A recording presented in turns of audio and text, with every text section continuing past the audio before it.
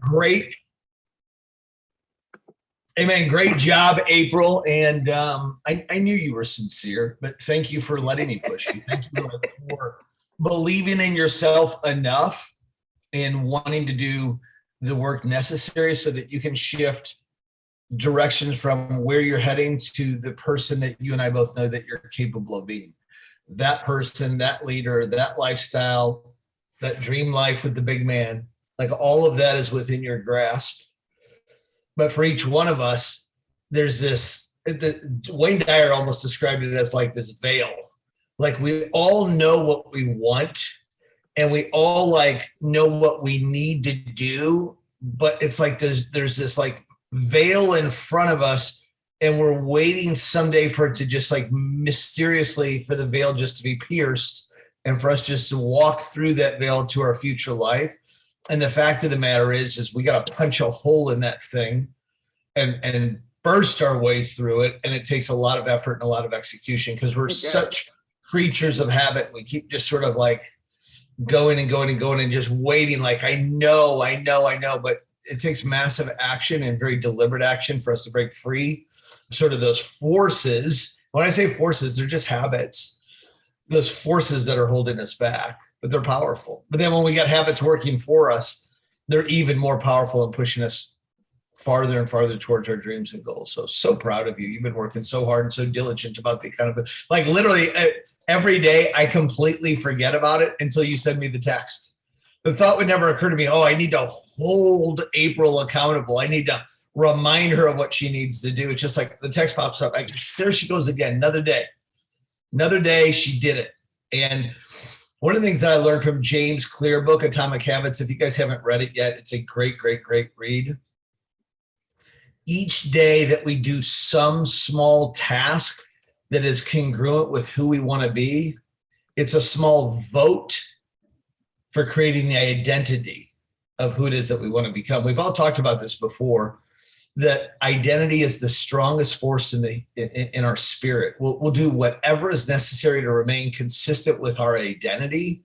And so the real key, the starting point, the foundational part for really shifting and changing our daily habits and our behavior is to first shift our identity. Well, everybody's always like, well, I know I need to upgrade my identity. I know I need to have a bigger identity, but how do I do it?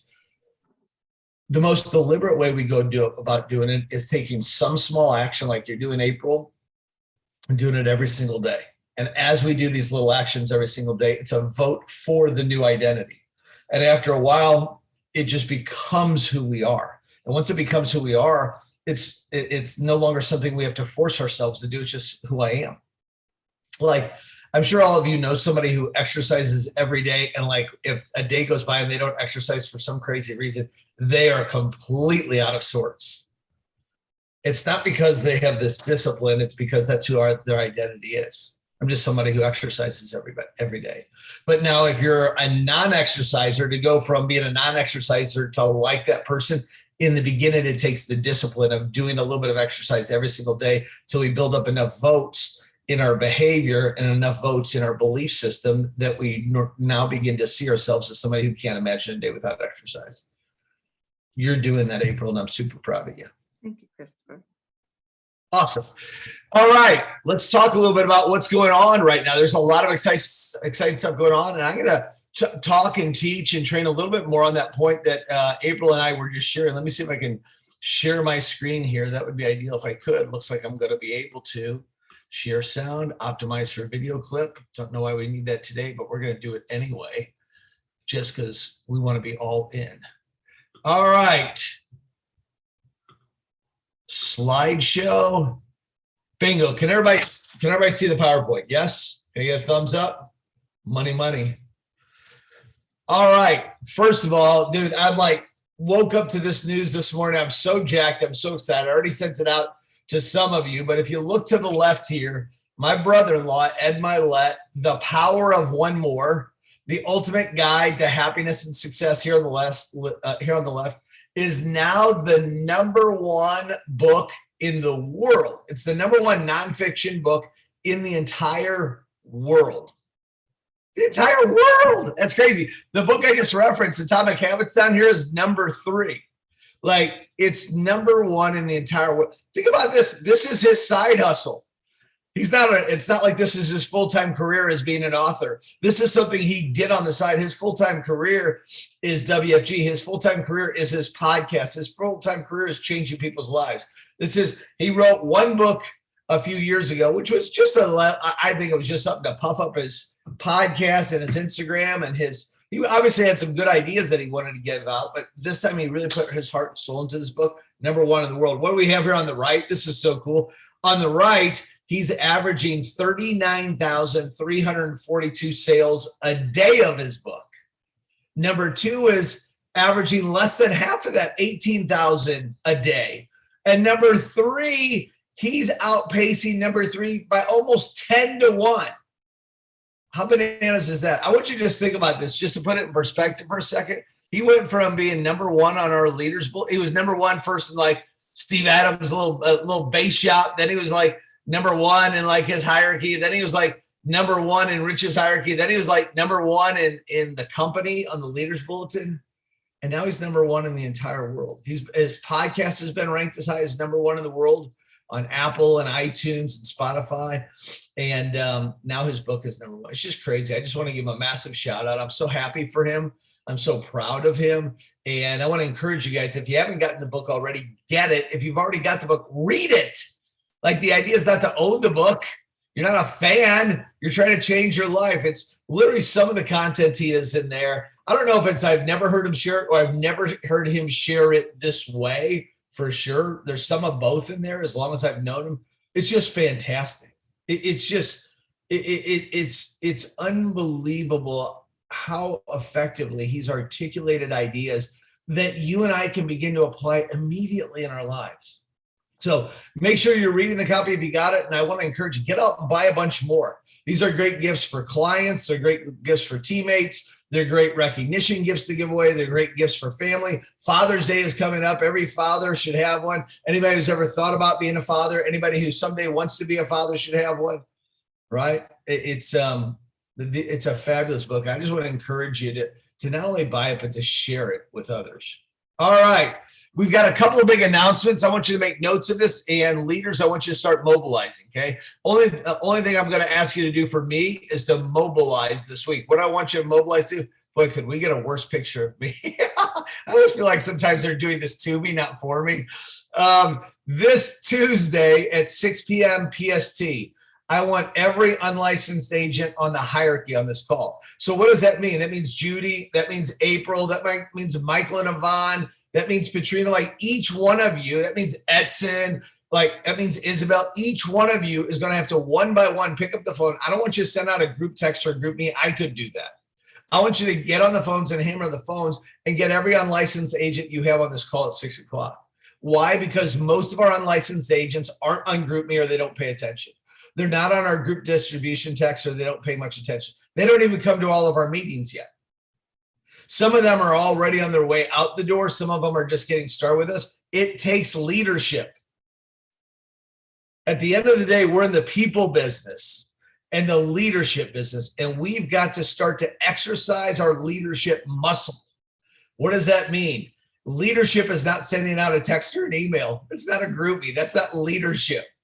Right? Leadership is you picking up the phone and influencing people. Somebody who wasn't planning on going, you get them confirmed to go. And then an hour before the meeting, you call them and they had already changed their mind. They had already forgotten about it. They don't know how to manage a schedule. It wasn't that important to them. Something came up and you're on the phone with them, reminding them and getting them to recommit again. That's what leadership is. It's a constant process of you shaping somebody's mindset, you shaping their perspective, and you influencing their behavior. That's what leadership is. That's what parenting is, right? That's what one spouse training the other spouse how to be a great spouse is. I'm not going to say who's training who. I'll let you figure that out in your own home, right?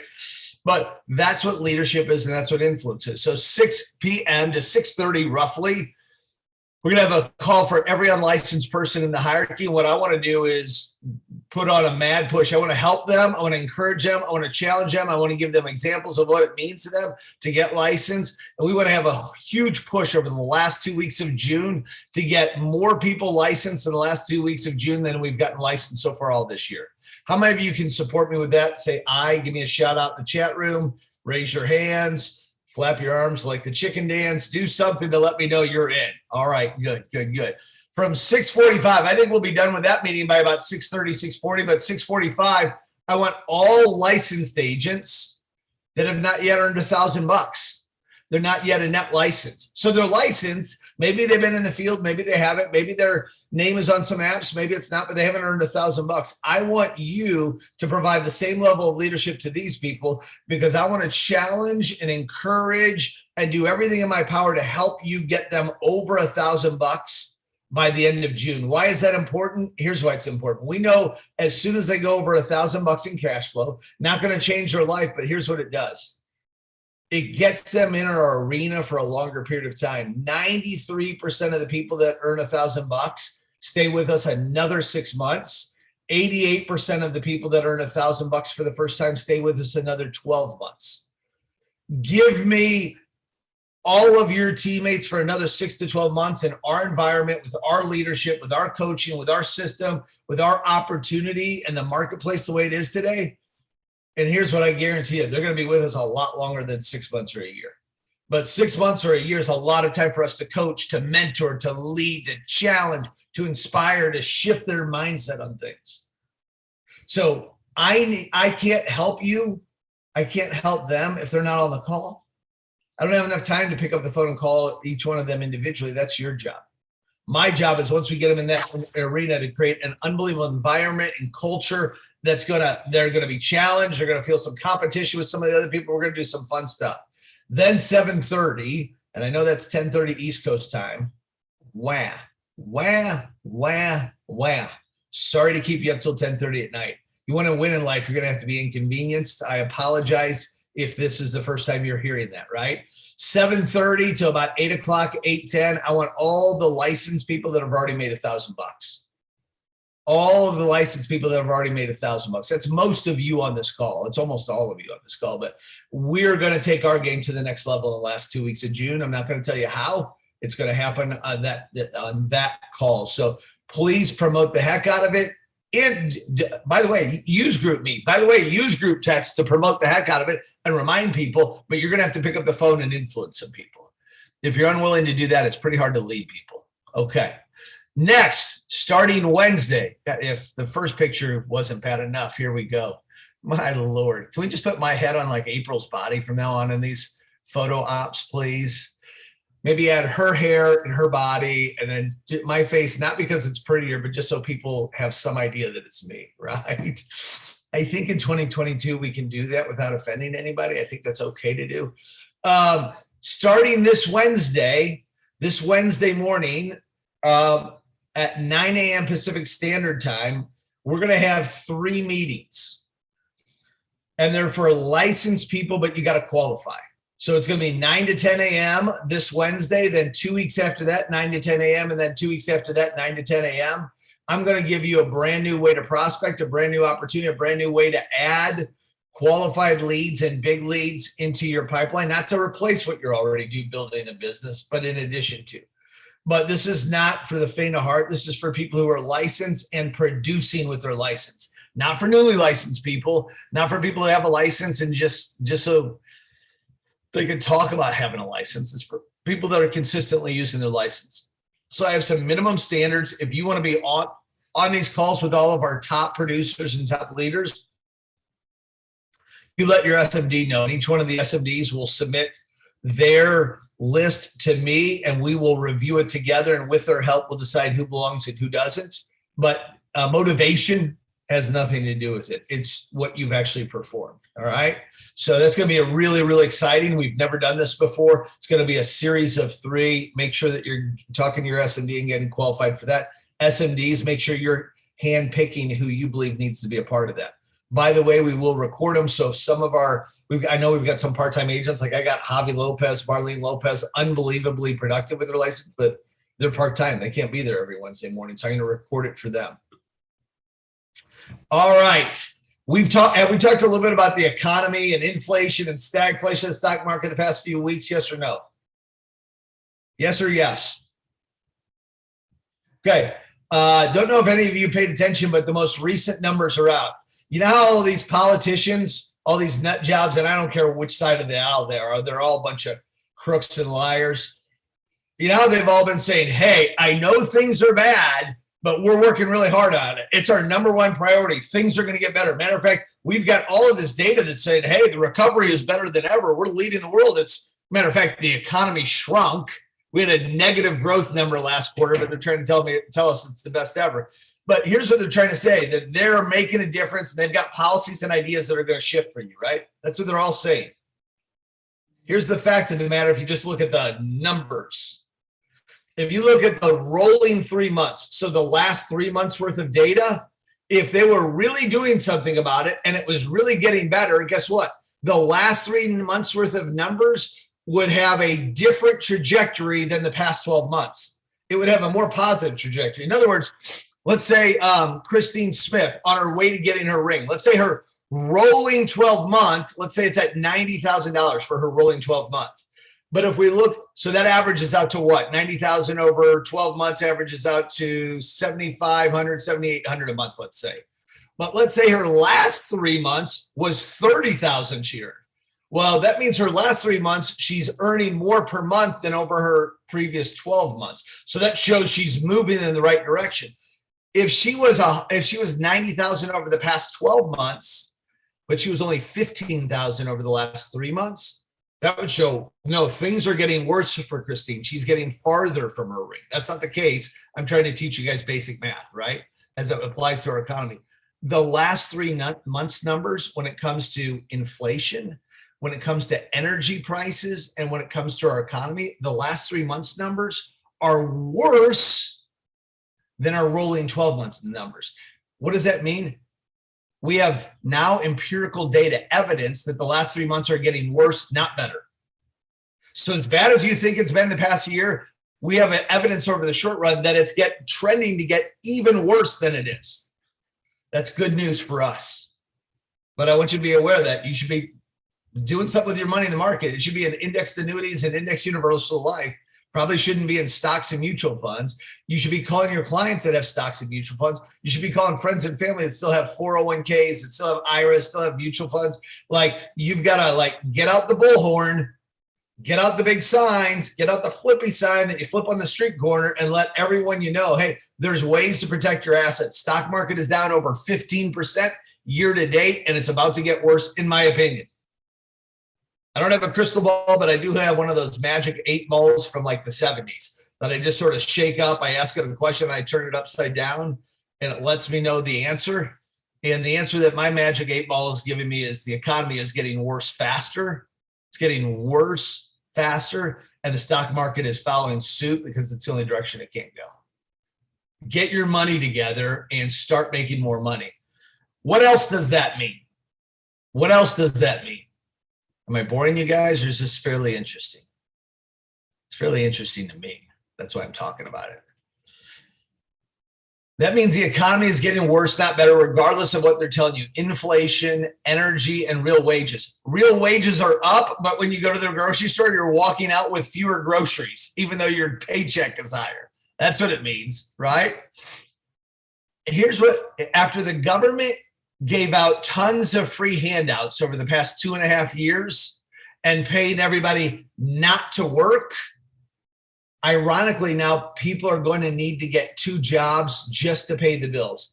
Not to enhance their lives, not to make their lives better, to keep their current standard of living, their current standard quality of life. Many people are going to have to get a second job. What do you think they should do? Where would they begin to look for a second job? Any ideas? Any ideas where they can find a second source of income? Hello? This is a real need, a real concern, and it's going to get worse. You need to build your skills just like April is. You probably need some accountability when it comes to prospecting. You probably need to work on your skills when it relates to prospecting, messaging, whether it's Instagram, LinkedIn, Facebook groups, whether it's at church, whether it's at Little League, whether it's in the grocery store. I don't care how you're doing it. You've got to message more people individually and collectively, more consistently. You got to get better at the messaging. I want you to think about that. The government spent 2 years giving out free money to people, like incenting them not to work. People, especially like in states like California, with the federal government and then the California subsidies on top of that, a ton of people, they made way more money sitting at home watching Netflix, ordering Postmates than they would have had a job. Now companies are forced to increase wages just to try and beg people to come back and work because people have lost their desire. They've lost their sense of hope. Now the ones that are struggling to try and raise families, to try and make a living, to try and do the things that they want to do, many of them are just falling way short. They need an opportunity to earn a second source of income or a third source in the case of homes where both spouses are already working. In some cases, they need an exit ramp out of a job that is becoming more dead end than ever and an entrance ramp into something new. What are we trying to build here? I want to give you an idea. I've been working with the SMDs on this. Rich has been working with me and Nick in the field advisory board. I want to give you a picture of what the company looks like. This is something you might want to screenshot. You might want to take notes. You might want to pull over the car. Hey, Chris. You might want to stop, like eating or exercising or whatever you're doing and actually pay attention. Yeah. Yeah. Can you move your thing so we can see the title up there? What, Stephanie, what's the magic word? Please. Okay, golly, got to teach you guys some manners. Yes, I just need the magic word in there. I can't. I'm messing with you. I moved it up there because it was blocking something on a previous slide to the right, and now it's blocking this. Thank you, Stephanie. I appreciate you. Thanks. What are we trying to build? So Ed used to give this talk 20 plus years ago, and he was like, imagine if they threw one of these puzzles like you see here with 1,000 teeny tiny little pieces on the floor, and you're scrambling to put it together, how difficult that is. But what makes it easier? If they show you the cover to the box. Why? Because on the cover to the box of the puzzle, it's always got a picture of what the finished puzzle looks like. If they hide that from you, if you never see the picture of what the final puzzle looks like, you're scrambling to try and put this puzzle together because you just don't know where the pieces fit. Which ones go together? You don't know where you're heading or what you're trying to achieve. You're just looking for random pieces that may work together or fit together. But once you see the picture of the final product, now the colors, the schemes, the board, everything starts to make sense. And it gives you a real sense of direction, a real sense of purpose to the activity of building a puzzle. I want to show you the finished picture. Now, some of us are a long ways away from this. That's okay. That's okay. I want you to see what the puzzle looks like. Because I was coaching one of my guys yesterday, terrific guy, but he's like frustrated. Well, I've been here so long, blah, blah, blah, blah, blah, blah. But he's been here a long time. Let me give you an example. So my wife just flew to Hawaii yesterday morning. She's off on a Mom's Gone Wild trip on Maui with 3 of her best girlfriends that she's had since they've all been 12 years old. So about every 5 to 10 years, they go on, Mind Bender, Mommy's Gone Wild trip. I don't want to see the videos. I don't want to see the infomercial. I just want them to have fun. I just want her to come home safe to Pops, right? To Big Daddy here. But imagine, like yesterday, they flew to San Francisco, then they were supposed to board and leave San Francisco at 9:30, and I think in the morning, I think the flight left at 1 p.m. So imagine after all these delays, there's 2 airplanes sitting on the runway and they're both going to leave to Maui. Because of all the delays, they need to fill up both of these airplanes and you have a choice. And the choice is you can hop on airplane number 1. Airplane number 1, the pilot's been a pilot for 20 years. And then the second one, which is a less crowded plane, you can probably board faster. The pilot has only been a pilot with the airlines for a year. Are you going to jump on airplane number 1 with the pilot who's been licensed and experienced for 20 years? Or are you going to jump on airplane number 2 with the pilot who's been licensed and working for the airlines for only 1 year? How many of you would jump on airline number 1 with 20 years of experience by show of hands? Anybody? How many of you are so impatient you're jumping on airline number 2 because even though the pilot only has 1 year of experience? Okay. Here's what I forgot to tell you. Pilot number 1 does the bare minimum to keep his license. He makes the flight to Hawaii once a year. He's made it 20 times in his lifetime. Pilot number 2, even though he's only been with the airline for a year, makes the flight to and from Hawaii every day, 5 days a week for the past year. How many of you are jumping on a different airplane now? See, too many of us are like pilot number 1. Too many of us have teammates like number 1. Man, I've been here a long time. I've been here 3 months or 6 months or a year or 3 years or 5 years or 8 years. And look at, how come I'm not making more money? Well, maybe you're not, maybe you haven't been doing the work. Maybe you've been on board, but you haven't been flying the plane. How does somebody like Javi or Marlene or what's the young buck out of Torrance? Is it Rashawn? Rashawn, is it Samuel? Somebody help me out here. Somebody unmute themselves and help me out. That's correct. That's correct. Yeah, That's me. Rashawn. Yeah. How do these young bucks blow by people who've been here for a lot longer? Because they're like pilot number 2. It's about time in the cockpit, not time with a WFG patch on your uniform.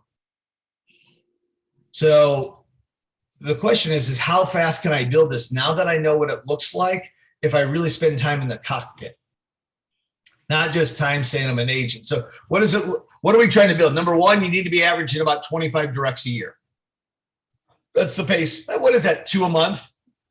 Recruit 2 people a month who are looking to increase their income, looking to keep their standard of living, looking to exit out of a dead-end job and into a career where they can control their time and income. Number 2, you need to build it to where you're averaging 10 new recruits in your business a month. 10 new recruits in your business a month. Number 3, you want to be licensing 25 to 50% of those new people coming on board. That's sort of the standard. By the way, if you're only doing 10 recruits a month or doing less than that, should the licensing ratio be higher or lower? Higher. It's easier. Like it's easier to control when you have fewer people that you're working with, right? Number 4, half of those people should be a net license. Half of your licensed agents should have made $1,000 already. I'm way over half in my base shop. Number 5, the first goal is for you to get to 25 licensed agents in your business. The second goal is to get to 50 licensed agents. 25 licensed agents in your base shop, you're cooking with gas. 50 licensed agents, you're cooking with rocket fuel. Rocket fuel is better than gas. I guess electric is better than all of it, but I'll save the commentary. Number 7, the goal is 25 net licenses. 25 net licenses. Number 8, 30 people attending meetings. That means 30 people attending your Wednesday night synergy training, your Saturday morning synergy training, your base shop meeting. The next goal is 50 attending meetings. These are numbers I've gotten directly from Rich Thawley. I'm not making them up myself. You want your licensed agents, whether you have 3 of them, 5 of them, 20 of them, or 100 of them, you want them averaging 15,000 points a month. That's a productive agency. Now, obviously, it's 80-20. 20% of the people are going to be averaging way more than that, 80% less. But you want the average to be at 15,000 points a month across the board. Number 11, you want to average about 3,000 points per new recruit as you begin to help them become a client, make their friends and family clients, field train them. And number 12, you want to have about an 85% net point ratio. That means the majority of your business that you submit is all in good and working order. Actually, as an entire hierarchy, all of our teams combined, we're much higher. I think we're 89% as a hierarchy. So you as an individual and you with your small team should be in the 90s, but 85 is a minimum standard. That's what the puzzle looks like. Is it going to take you some time to build? Yep. You know how long it takes to build a great marriage? A lifetime. You know how long it takes to raise your kids? Ask anybody who's a good parent. Well, they turned 18. Are you done parenting? Hell no. But my child's 40. Yep, I'm still parenting. Yeah. I'm not changing their diapers anymore. Matter of fact, we're getting closer to the age where they're going to be changing mine, but I'm still parenting them. Right? When does the leadership stop? It doesn't. It just evolves. And so building a great relationship with your kids, building a great marriage, building your faith, building a great physique where you're healthy and nutritious and fit, Building financial independence, building real generational wealth takes time. We live in a society and a culture that is a gigantic turnoff. They want instant gratification. I want instant results. I want the food delivered to my home. I'm hungry. How fast can I get the food delivered to me? We want everything now, now, now, now, now. Building great things takes time. This is what it looks like. I don't know if it's going to take you a year or 3 or 5 or 10, but this is what you're working towards. Okay. Who are we looking for? How many of you want to know who we're looking for? Who are the ideal candidates that we're looking for? Anybody? Because it's not everyone. Can we help everyone? Yes. But in terms of you being a business owner, you being the CEO of your own business, what kind of people are you looking for that are going to have a better chance at succeeding than others? Obviously, those individuals that are in the market, they're 30 to 50 years old. They're married. They have dependent children under the age of 18 living in their homes. They own their own home or condo. They're earning $50,000 a year or more in California, New York, big cities, it's probably 75. We tend to have a higher batting average with those people. Just like Mercedes-Benz tends to have a higher batting average with 40 and 50-year-olds than they do with 20-year-olds. Doesn't make Mercedes-Benz a bad company. They just understand their demographics. Their commercials are geared towards 40 and 50-year-olds because that's who they want on the lot. That's who they want Googling them, not 20-year-olds. Now, if a 20-year-old Instagram influencer walks on their lot with 150 G's in their pocket cash, bunch of bricks, are they going to sell them a new Mercedes? You bet your ass they will. But they're not going to change their marketing plan to look for 20-year-olds. Who are we looking for? 30 to 50, married, dependent children, own a home, 50 grand a year, 75 grand a year or more if they're in California or a major city like ours, like a bigger economy, a more expensive place to live. By the way, the next thing you're really looking for is people that are dissatisfied. They're not happy. They want more out of life. They want more out of their career, want more out of their income, want more autonomy, want more control, want more freedom, want more recognition, want their voice to matter. They're dissatisfied in some way. People are entrepreneurial. People would love to be their own boss, own their own business. People that are ambitious, hungry. Those are all characteristics we're looking for. But can I give you something that we haven't talked enough about that Mylette has been sharing with me for the past couple of years? So, sort of some secret sauce to that basic recipe that we've been working with for the past 4 decades. Who wants a secret sauce? Okay, 3 of you. Maybe I'll just send it out to you 3. I'll call you guys after the meeting. The rest of the guys can go with just the regular ketchup and mustard. Okay, Grizz just raised her hand electronically, so I couldn't miss it. Tony Robbins, and we've talked about on this call after call, talks about the 6 human needs. See where it says down there, take the test? Mm-hmm. For all of you that text Freedom Family, that's one word, Freedom Family, to our text service, I'm going to send you out a 10-question quiz so you can know for sure right now what the most dominant human need you have is. There's 6 of them. We all have all 6 of these needs. 2 of them are very dominant within each one of us, and 4 of them are less dominant, more latent. We all have a need for all 6 of these things, but 2 of them, people, I want you to listen to me on this. This is noteworthy. You can post this on your Instagram today. You don't have to give me credit. People will do far more to get what they need than they will to get what they want. Think about all the things in your life that you want, that you haven't pursued yet, that you haven't given it your best effort yet, that you don't have yet. Now think about the things in your life that you need to have, can't live without. You have all of those things. I doubt there's something in your life that you feel like I have to have. It's a need that you don't already have. People will do incredible things to meet their needs. And they'll do some things sometimes to get what they want. So what are the 6 human needs? 1 is significance. Significance is I want to be recognized. I want to be number 1. I want to walk in the room. I want everybody to notice me. I put myself together. I always look clean. I always look dressed well. I'm always like, if there's a competition, I don't care if it's with my kids, I'm out to win. Certainty. The majority of people, about 85% of human beings, this is one of their top two needs, the need for certainty. It causes us to be stuck if this is one of our driving human needs. Because we'd rather things to be predictable and the same than to be unpredictable.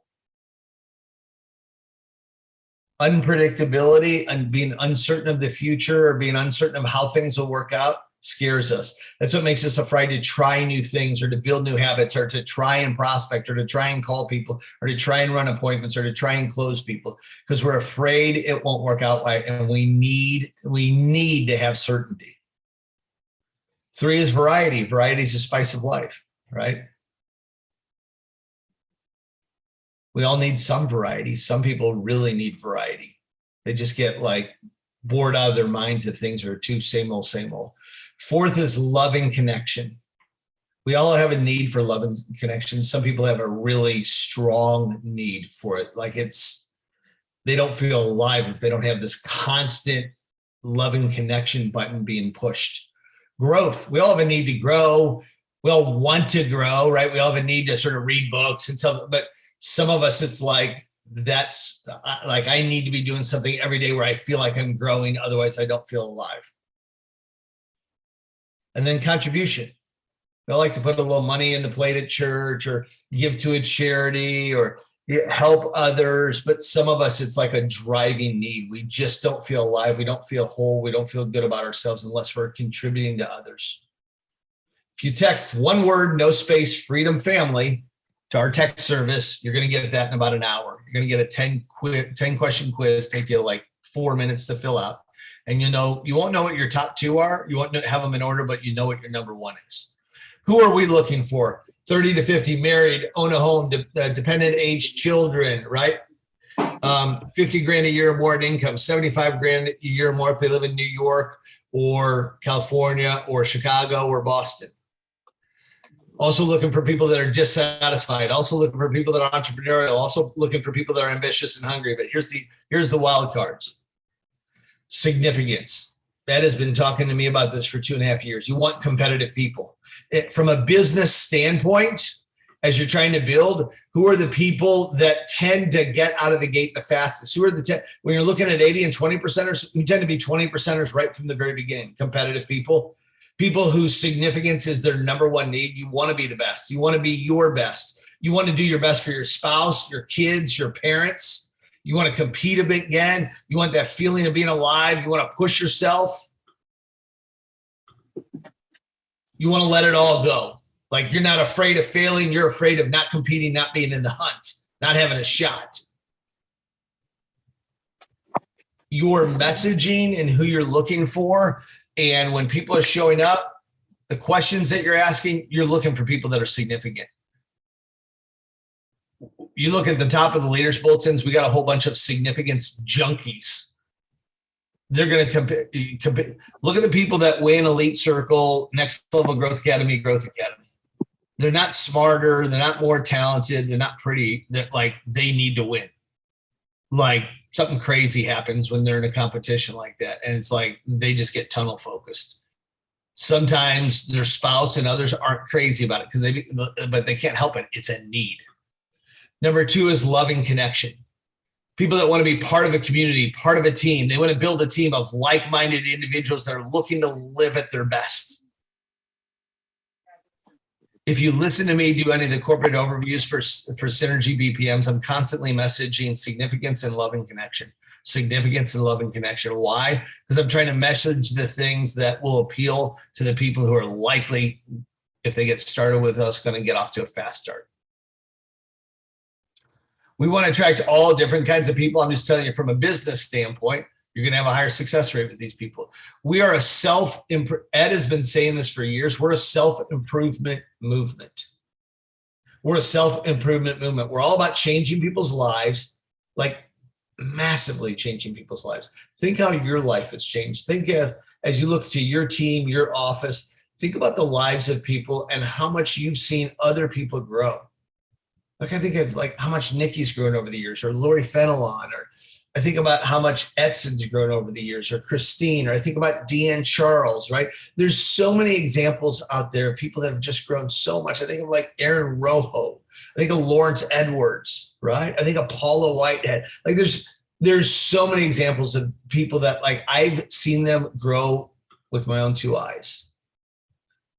We change people's lives financially, relationally, spiritually, physically. I had someone I was talking to yesterday that's a trained therapist. And they're like, you know what you and the other leaders do is like real level therapy stuff. You guys are so gifted at your human behavior skills and how that you develop and coach and mentor. And like anybody that's become a big leader works with so many people on such a massive quantity that you have to learn to become more empathetic, more humble, and you also have to learn how to work with lots of different types of people. We're a self-improvement movement. Like, who do you know that would want to be a part of changing people's lives? Who do you know who would want their own lives changed? We happen to be in the financial services industry. This is the way Ed packages it. We happen to be in the financial services industry. We sell financial products, but that doesn't define us. What defines us is the self-improvement movement. What defines us is the people that work here, the diversity of the people. What defines us is the way that we go about changing people's lives. We happen to be in financial services. Yeah, we sell financial products and services, but truthfully, it could be anything.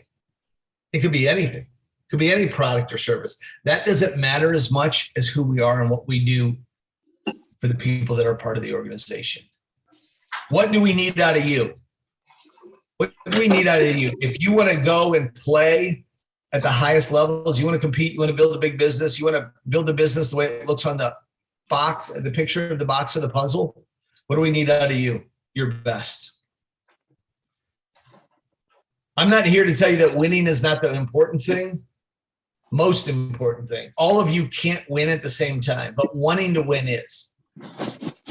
It's where people get screwed up. People sometimes like they're afraid of failing. Don't be afraid of failing. Be afraid of not wanting to win. Be afraid of not being willing to compete. That's what'll kill you. Boy, put yourself out there, compete, give it your best, and fail.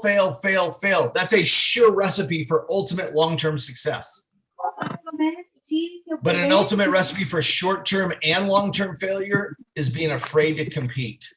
Is not wanting to win, is not wanting to be your best. Man, it all starts there. You've got to want to win.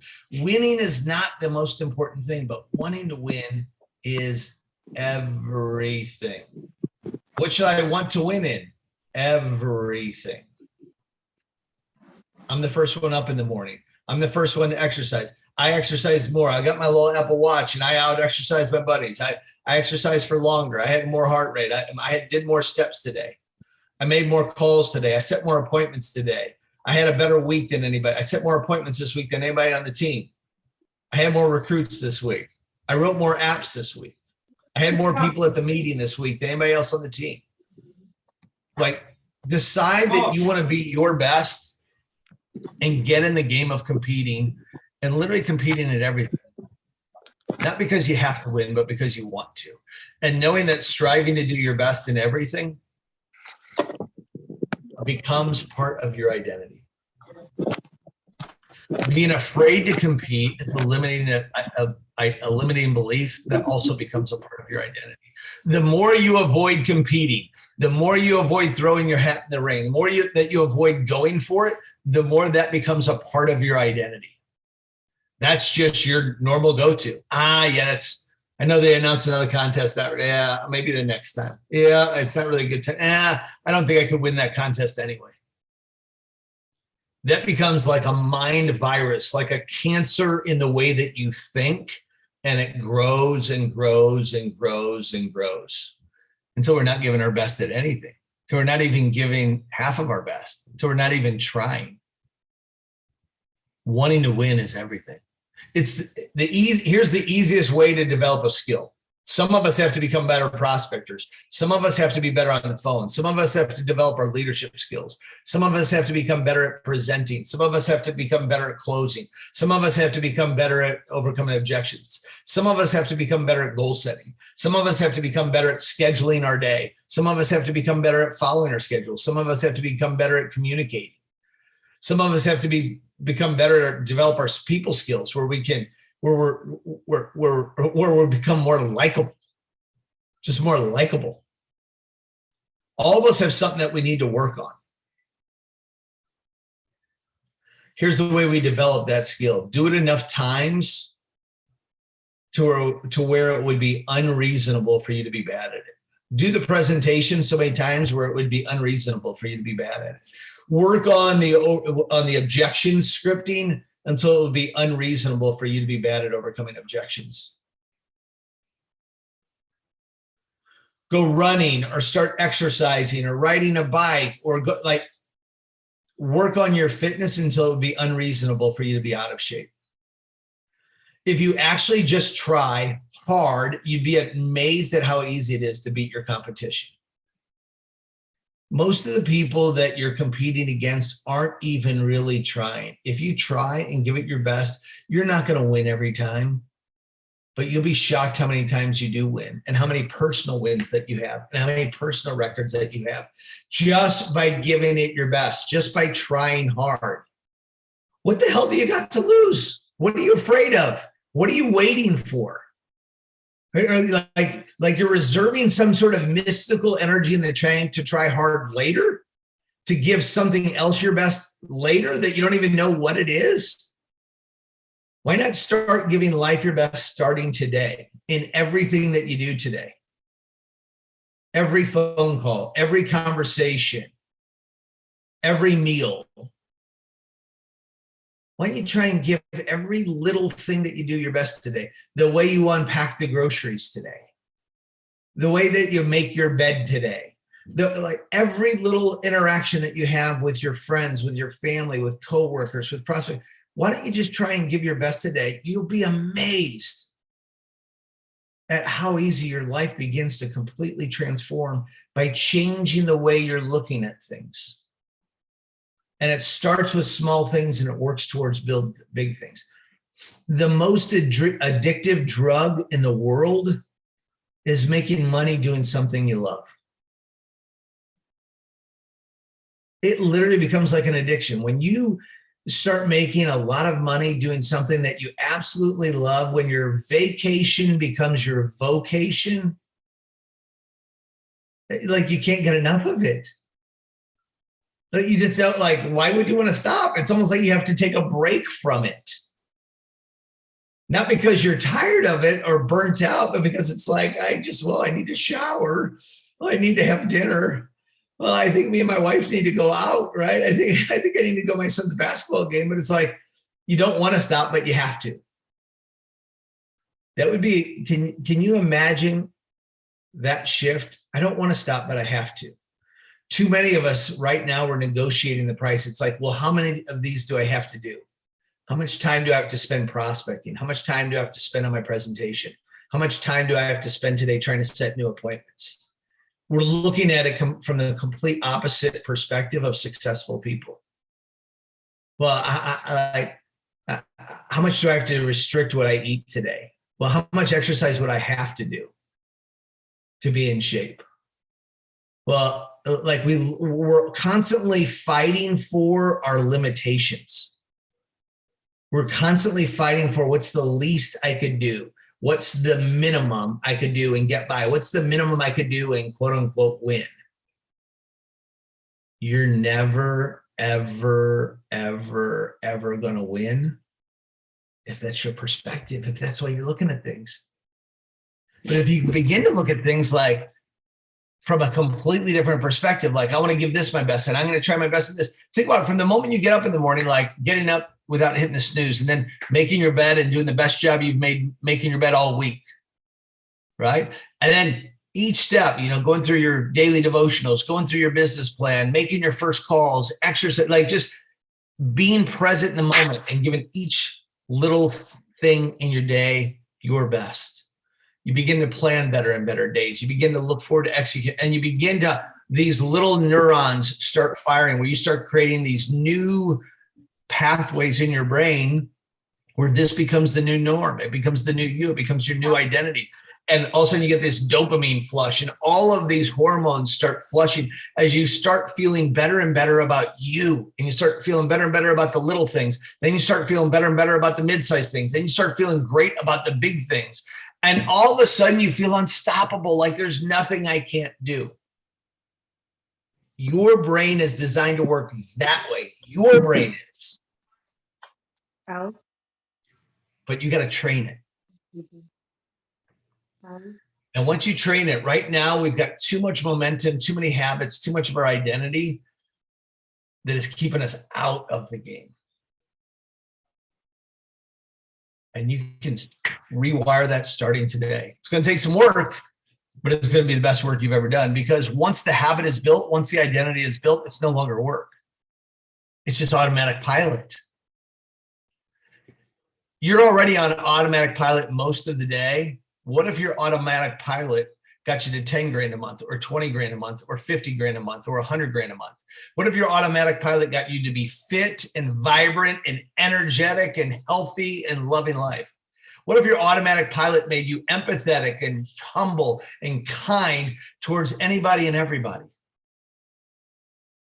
What if your automatic pilot brought you closer and closer and closer to a relationship in your faith, more connected than ever? What if your automatic pilot brought out the best in you as a spouse, as a husband, as a wife, as a mom, as a dad, as a child to your parents, as a friend, as a family member, as a neighbor, as a citizen in your community? It's time we start reshifting our automatic pilot. First, here's the lowest law of thinking, and this is the way our culture gets everybody to think. It's the way most of our people think, quite frankly, when they show up. That's why we got to do so much coaching and mentoring. First, we blame our circumstances. Not my fault. Man, you should see where I was raised, or this is what happened with my parents, or this is what happened to my family, or this is what happened when I was young, or, it's not fair because of something about the way that I was born, something about me. God created me this way, but it's his fault, because if I was built some way different, if I was taller, shorter, younger, older, a different color, different something, it's not my fault. It's my parents, it's my school teachers, it's the city I grew up in, it's the environment, it's the kids that picked on me, it's the referees, it's the teachers, it's my spouse, it's my kid. Boy, if I didn't have my kid, we're blaming our circumstances. It's the government. Yeah, it's the government, right? First, we blame our circumstances, then we blame other people. Finally, we blame ourselves. Once we blame ourselves, freedom. Once we accept full responsibility, we take our very first steps as free people. Until then, we are slaves and imprisoned by the limiting beliefs that we have about it being somebody else's fault or something's fault outside of my own. Golly, there's an author named Miguel something Ruiz, I think. He wrote The Four Agreements. If you haven't read The Four Agreements, it's a fast read. You can read it this weekend. Read my brother-in-law's book first, The Power of One. It's a better book. Shameless plug, right? But The Four Agreements is a must read, and it talks all about taking personal responsibility. Successful people control the things that they can control, and the things that they can't control, they don't worry about.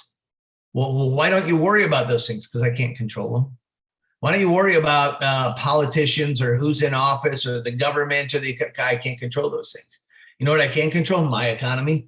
You know what I can control? Not the leaders in Washington, D.C., but who's leading in my home, who's leading in my business, who's leading in my community. I can control those things. I can't control a whole bunch of other things. So I don't worry about them. I pray about them. Don't worry about them. Once we take full responsibility, accept full responsibility. Hey, you know what that means? You've got to accept responsibility even for some things that you can't really be responsible for. But if you accept full responsibility, even for some things that you aren't really responsible for, it's liberating.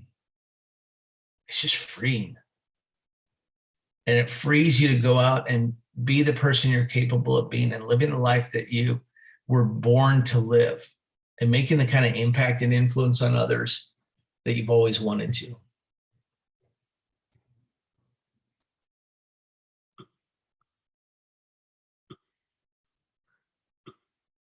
Building a business is risky. I admit what I'm challenging you to do this morning, what I'm encouraging you to do is a risky venture. But living paycheck to paycheck is risky. Not having enough to retire on is risky. Not being able to create the kind of safety for your family is risky. Not being able to provide for your parents or your children is risky. Not being able to give them the opportunities is risky. Not being able to set the kind of example for them that they can learn from and model, risky. Playing it safe, risky as hell. Risky AF, we say today, right? Risky Air Force. Some risks come with upside, others don't. Life is filled with risks. You can't live life without accepting that. Choose your risks wisely. I'm always looking to minimize my risks with maximum payoff. Jumping off of the second story of my house and trying to jump farther enough to clear all the concrete and land in the deep end of the pool. High risk, low reward, not worth taking that risk. Talking to strangers, talking to people that disagree with me about our business, talking to people that think they don't need help financially. Low risk, high reward. The more that I work on me, the more that I work on my mindset, the more that I work on my skills, the lower the risk becomes, the higher the reward becomes. What we worry about the most, we also trust God the least in. You're worried about money, you're worried about your kids, you're worried about your future, you're worried about the country and the direction it's going, the economy, worried about your teammates quitting, not performing, worried about me that I'll say something stupid again for the 11th time this call. The things that we worry about the most tend to be things that we value the most, but those are also the areas that we trust God the least. Where is your dream? What does your dream look like? Your real dream. Who do you want to become? What's that version of you look like? What does that version of you think like? What is that version of you? How do they contribute? How does that version of you make a difference in your family, in your community? How does that version of you impact generations that you'll never meet? How does that version of you impact your church or your community? You know what you're capable of. You know who God designed you to be. Sometimes we have to get out of our own way to pursue that version of us and not live so comfortably. Hey, for those of you that are a believer, and I totally respect those of you that aren't, but those of you that are a believer, the Savior didn't give his life so that you could live a safe life. He gave his life so that you could live like completely on the edge. There's no risk that you can take that now can cause you any kind of real harm. Don't play it safe. Get aggressive. Have fun with it. Your dream is exactly and precisely located where all of your talents, all of your abilities, all of your desires, all of your passions come together.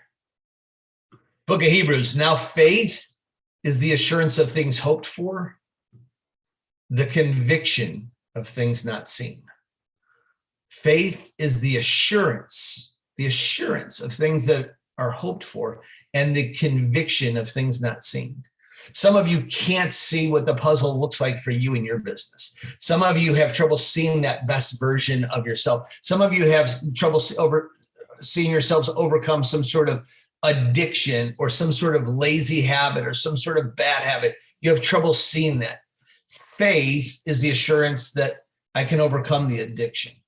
I can overcome the drinking.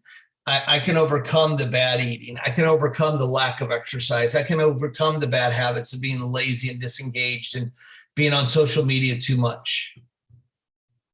Faith is the assurance of the things that you're hoping for and the conviction of those things that you cannot yet see. Dreams without goals are just dreams. And ultimately, they just fuel disappointment. We need to have these big God-sized dreams in our life for ourselves and for what we want to achieve, what we want to experience. And then we need to set short-term, mid-term, quarterly, monthly, weekly, in some cases, daily goals to help us fuel those dreams. Big dreams require big decisions, big actions, big changes, big commitments. And that's what I'm challenging you to do today. Why? Because why power is greater than willpower. So a couple of questions that I'm going to transition into part 2 this morning. What is the number one thing you would change right now in your business if you could wave a magic wand? Put it on the group chat right now. What is the number one thing you would change right now in your business if you could wave a magic wand? What is it? Don't be embarrassed. Don't be shy. Doesn't matter. Doesn't matter what other people think. Doesn't matter if people know what it is. What's the number one thing? Is it prospecting? Is it your personal recruiting? Is it personal production? Is it your cash flow? Is it your base shop recruiting? Is it your meeting? It's like, what's the number one thing that you would change right now in your business if you could wave a magic wand? What's the number one result? Not like a title. What's the number one result? What's the number one activity? What's the number one skill? What's the number one behavior that if you could wave a magic wand right now that you would want to change? What is it? I'm just curious. Income, recruiting, phone calls, more appointments, increased personal activity, confidence in recruiting numbers, recruiting, personal activity, income, number of directs, increased recruits, personal recruits, recruiting. Awesome. Awesome. I was just giving the magic wand. Second question, what's the number one thing in your life you would change right now if you could wave a magic wand? What's the number one thing in your life? Is it your level of energy, your personal fitness, your nutrition, your health? Is it your faith? Is it connection with your creator? Is it the relationship that you're seeking there? Is it a relationship with your spouse or your children or your parents? Is it getting out of debt? Is it increasing your saving? Is it your contributions to your community or to others?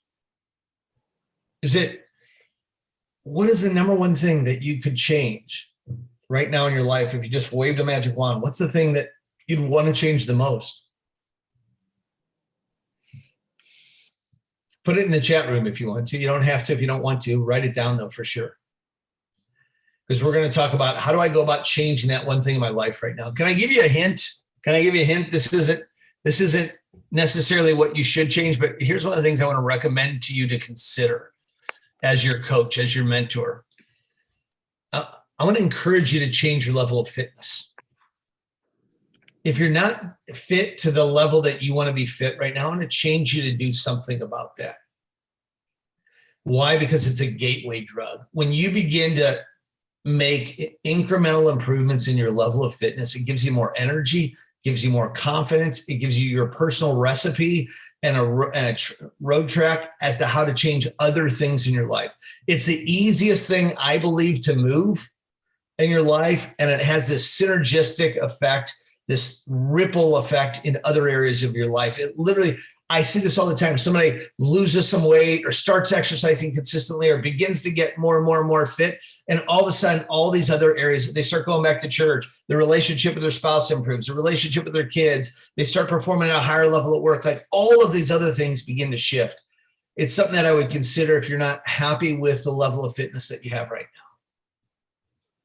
But what's the number one thing that you would change in your life right now? What's the number one thing that you would change in your business right now? And I want to talk about for the next 15 or 20 minutes, how specifically to change these things, how to change these things. So I'm going to, I don't think I need to stop share. No, yeah, I think I do actually do. I think I need to reshare. Let's share again. You know what? Let me change the presentation to Prezzo number 2. You guys are getting 2 presentations this morning for the cost of 1. Like, I just keep giving and giving and giving until it hurts. I sometimes I can't believe myself, right? Bonus material, and it's not going to cost you anything extra today. Isn't that crazy? How do I do it? I lose money on every transaction, but I make it up in volume. That's how I do it. All right, we're opening the presentation number 2, something I've been looking forward to sharing with you guys for probably over a month, and I'm excited to do it today. Here we go. You guys ready? On your marks, can I get a little drum roll, please? Get set. Go. Share.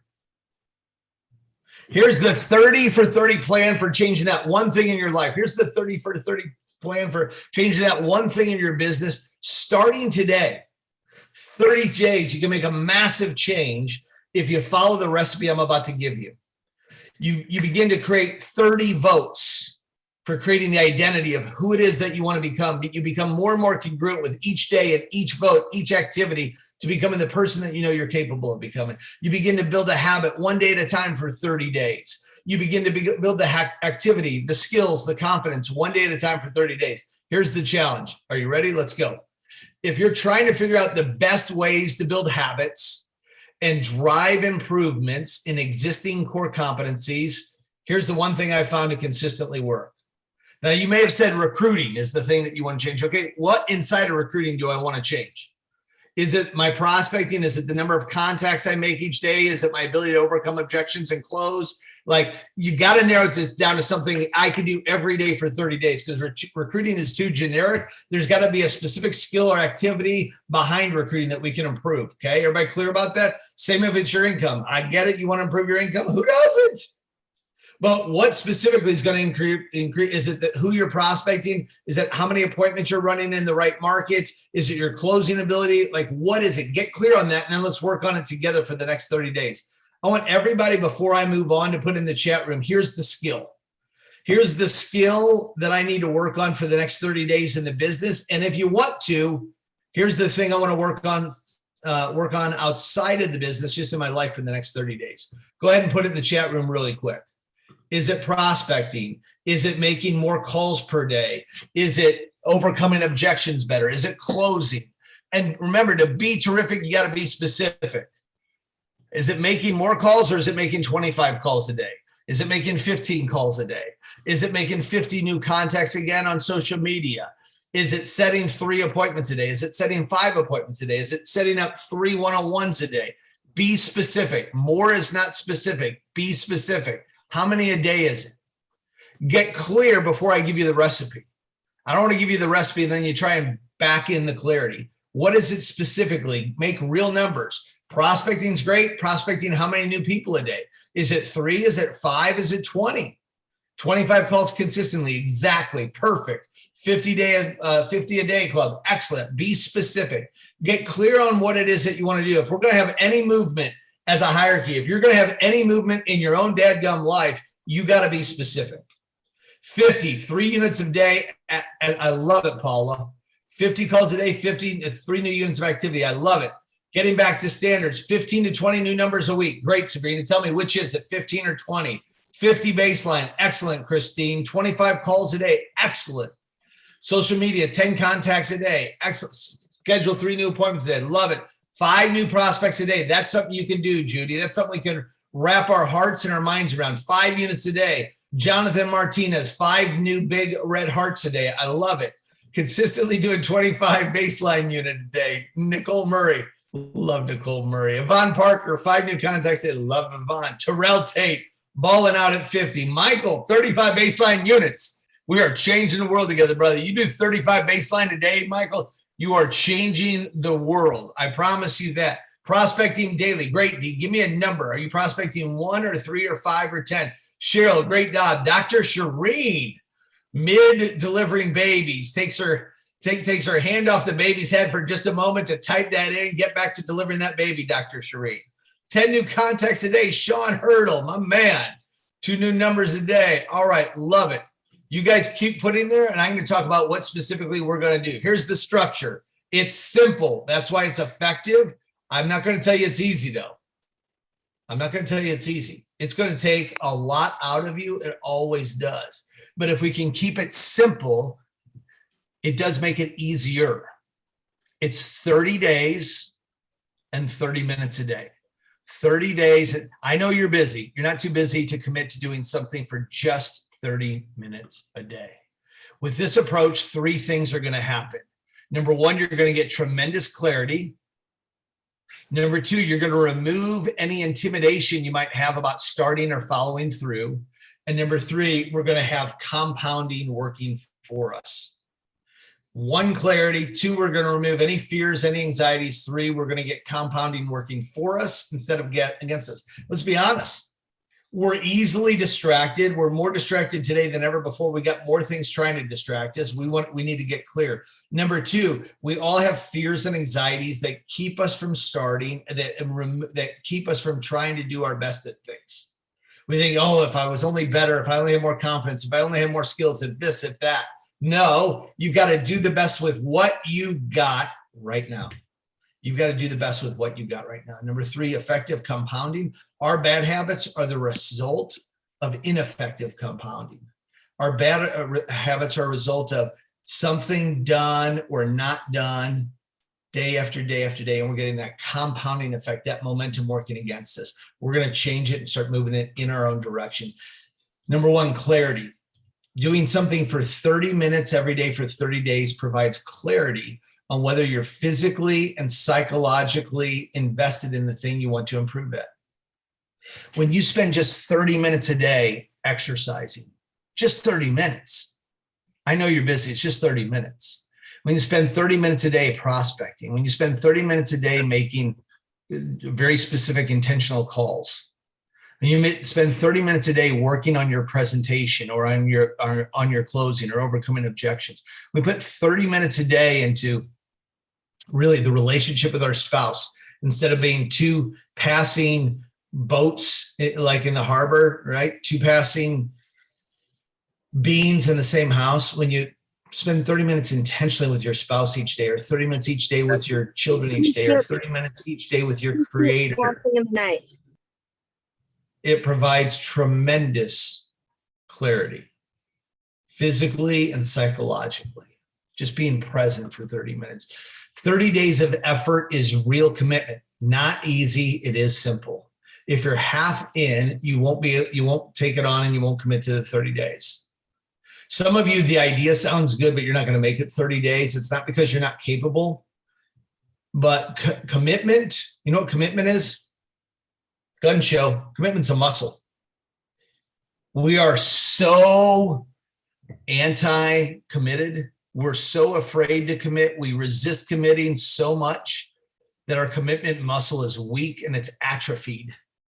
How do I wish I was just as committed as so-and-so. Well, build your commitment muscle back. Too many of us are using, I wish I was committed so-and-so. Well, let's start changing that. You make it seem like it's a lifetime prison sentence. Oh, I'm just not that committed.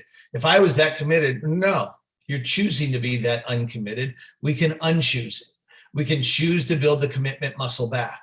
Man, I wish I was as motivated as so-and-so. Well, let's start choosing to build the motivation muscle.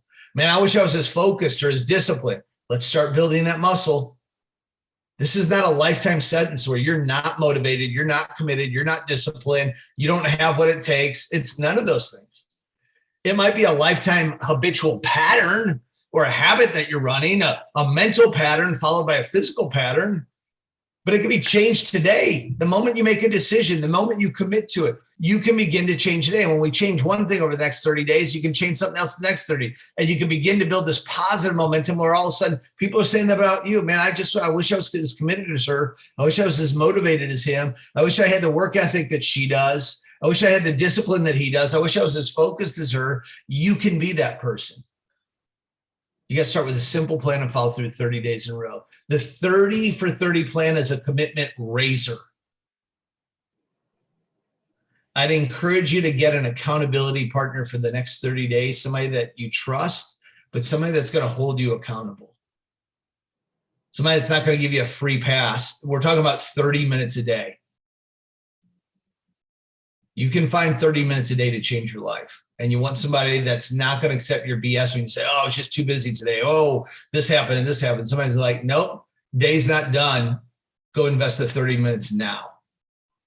Somebody that cares enough about you and already knows what the better version of you looks like. 30 for 30 is small enough that you can mentally take it on. How many of you feel like it's mentally too big of a challenge? Nobody does. One of the challenges is intimidation. It's fear, anxiety, self-doubt, insecurities. It's one of the biggest drivers of stagnation. One of the things that keeps us most stuck is our own ego, our own pride, our own insecurities, our own self-doubt, our own worry about failing or succeeding or what other people think or not being able to do something perfectly. Man, that is the biggest stopper of all time. What I want us to start doing is working through that. You're always going to have some degree of self-doubt, some degree of worry, some degree of insecurity, some degree of uncertainty.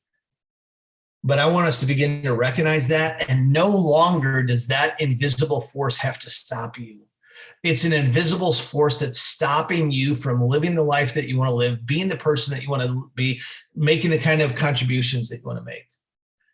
It's an invisible force. It's like the boogeyman in the closet. Let's turn the dadgum lights on. How do we turn the light on? We acknowledge in the moment, I'm apprehensive. I've got anxiety. I'm afraid. What if I look bad? What if I fail? What if it doesn't go right? And then we immediately take action. We don't dwell on that thought or feeling at all. As soon as we recognize that feeling percolating up, we immediately take some action to overcome that insecurity and push through some small action.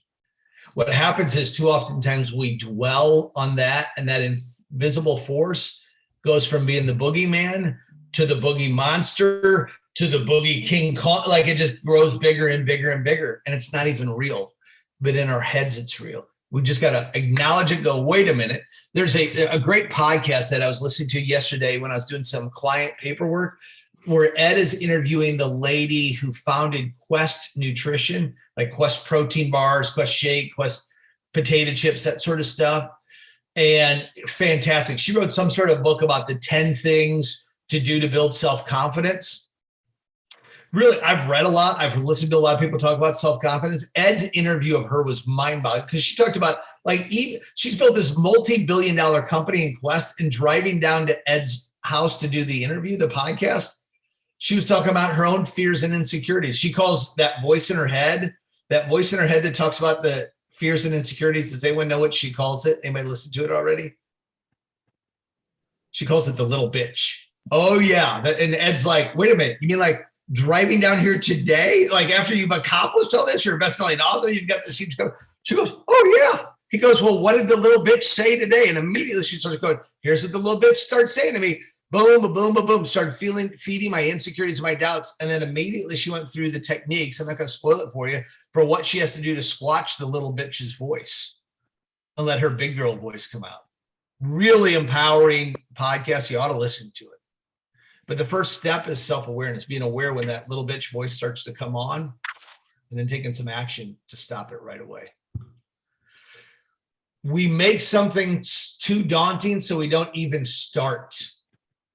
Oh, I could never do that. Or, you know what? It's going to take so long for me to get back in shape.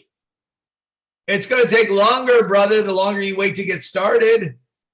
You get started today, it's not going to take near as long as you think it will. It'll take forever for me to get to double-digit recruiting. Not as long as you think if you're really committed to it.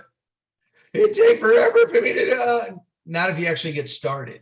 What takes a long time is thinking about starting. It's ready, aim. It's like it's like you already have the loaded weapon of success in your hands. But here's what you keep doing. Ready, aim, ready, aim, ready, aim, ready, aim. I'm never going to hit the target. No, not until you fire the damn thing. What is firing? It means you taking some sort of small action on a daily basis. New habits and improvement, and it can oftentimes feel the same way. It just feels like too big, too overwhelming. For example, a lot of people say they want to get into great cardiovascular shape, but if they're currently out of shape, it just seems like too much. The 30 for 30 breaks the intimidation into something small, reasonable, and manageable. 30 minutes for 30 days. It's that simple. Put up a new calendar, put something on your bathroom mirror, put something on the refrigerator, put something on your visor in your car. Like put something there was a constant reminder every day for the next 30 days. Here's what I'm after for 30 minutes. And then have that accountability partner. Don't let yourself get distracted or forget. Effective compounding, 30 days of 30 minutes. I want you to think about this, is 900 total minutes of accumulated effort.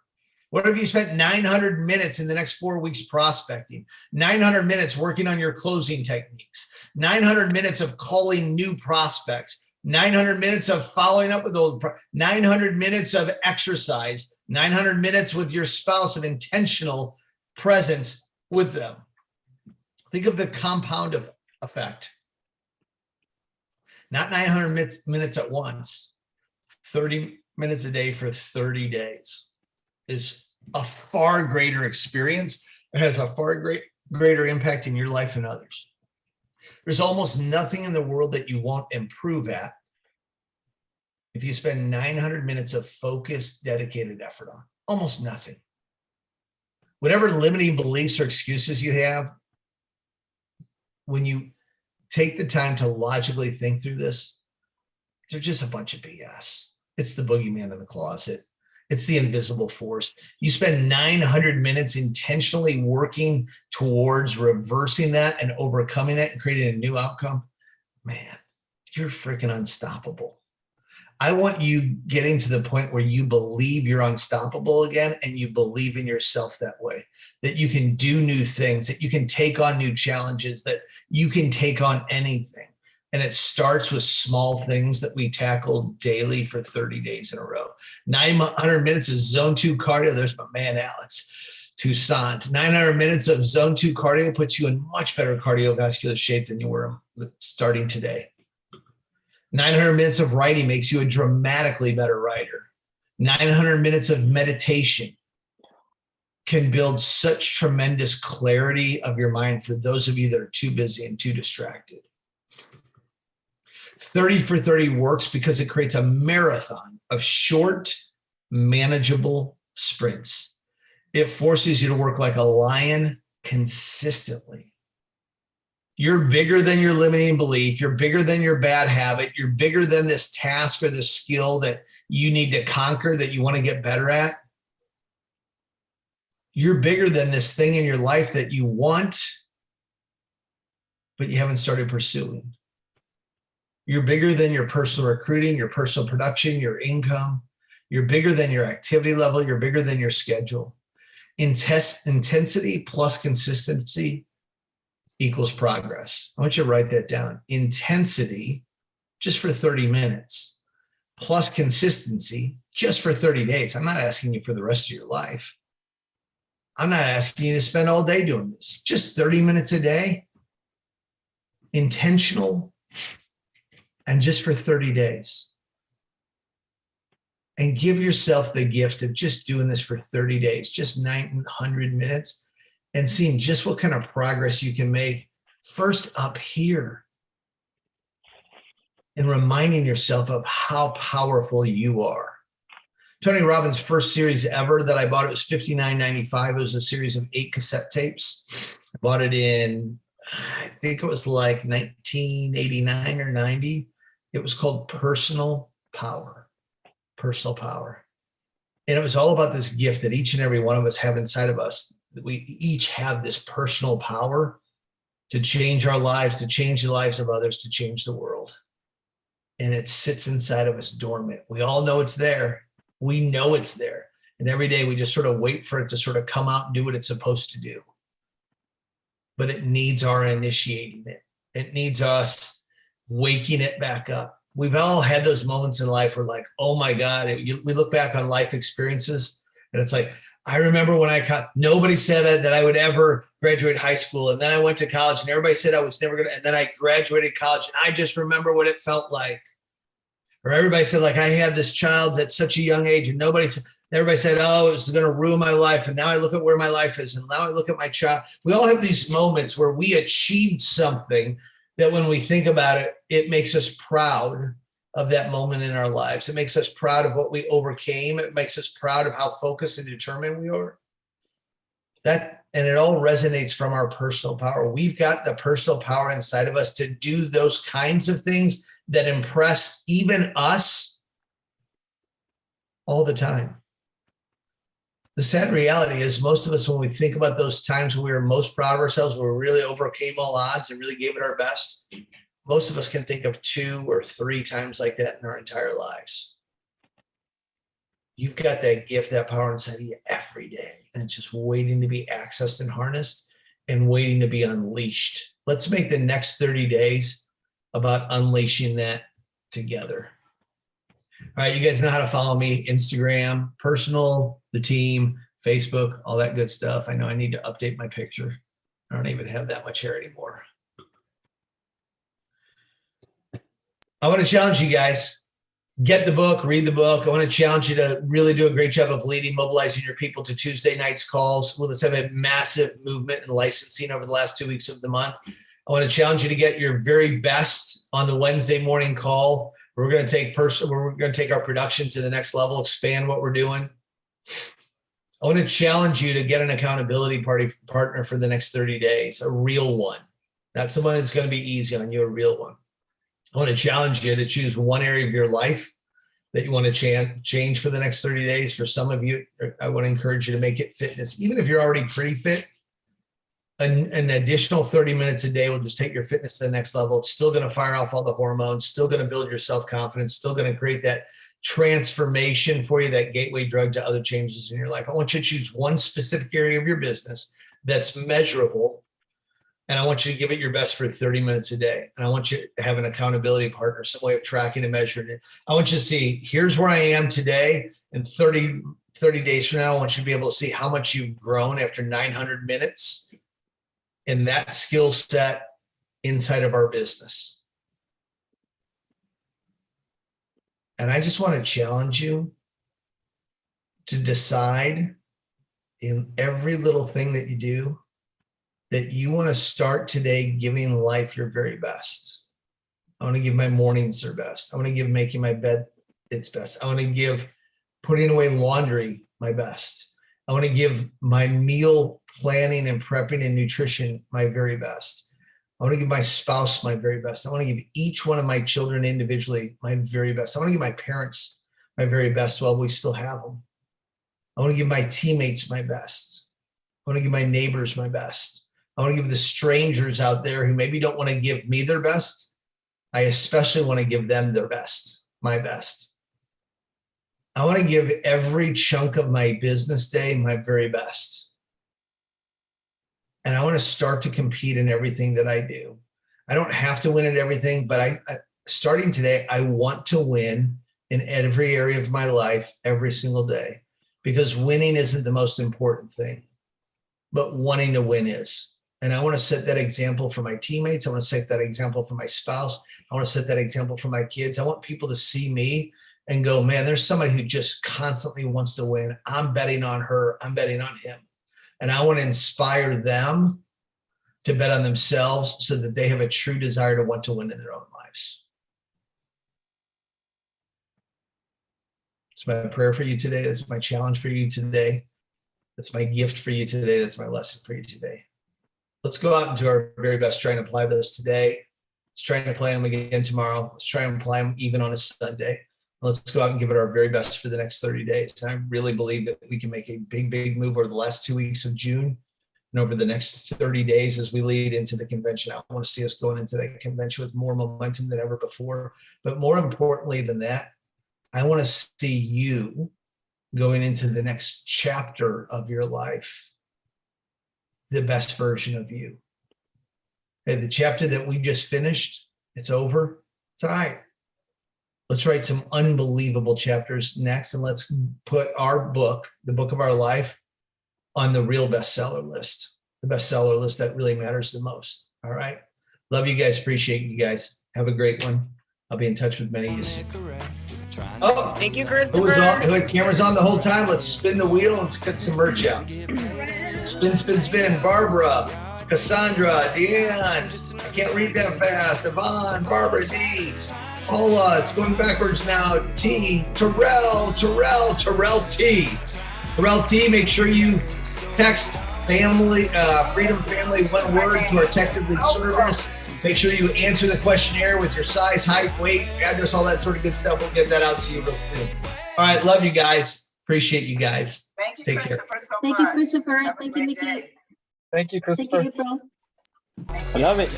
Great. Thank you, Christopher.